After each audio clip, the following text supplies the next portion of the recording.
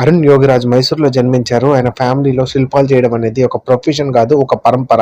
జనరేషన్స్‌గా వాళ్ళ కుటుంబం శిల్పకళలో ప్రసిద్ధి చెందింది. వాళ్ళ ఫాదర్ దగ్గర నుంచి గ్రాండ్ ఫాదర్ అందరూ ట్రెడిషనల్ శిల్పకళ వాళ్ళే. హిస్టారికల్ గా వాళ్ళ స్కల్ప్చర్స్ రాయల్ ప్యాటర్నైజ్ గా కూడా పొందాయి.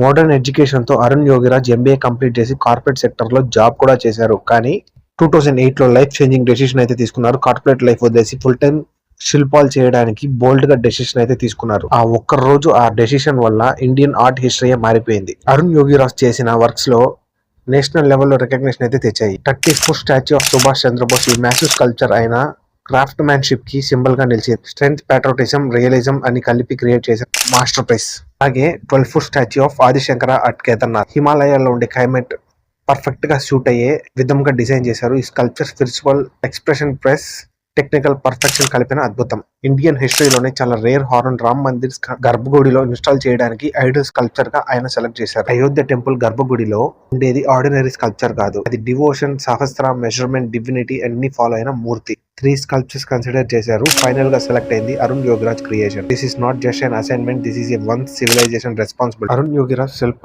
శాస్త్ర ప్రిన్సిపల్ స్ట్రిక్ట్ గా ఫాలో అవుతారు. స్టోన్ సెలెక్షన్ నుండి ఫినిషింగ్ వరకు పర్సనలీ సూపర్వైజర్స్ చేస్తారు. డివోషనల్ ఎక్స్ప్రెషన్ ఫేస్ లో న్యాచురల్ గా ఉంటుంది. Traditional plus modern perception perfect balance. కానీ ఇప్పుడు కోట్ల మంది దర్శనం చేసుకునే మూర్తి వెనక ఉన్న ఒక వ్యక్తి డెడికేషన్, ఒక ఫ్యామిలీ పరంపర, ఒక రాష్ట్ర గౌరవం.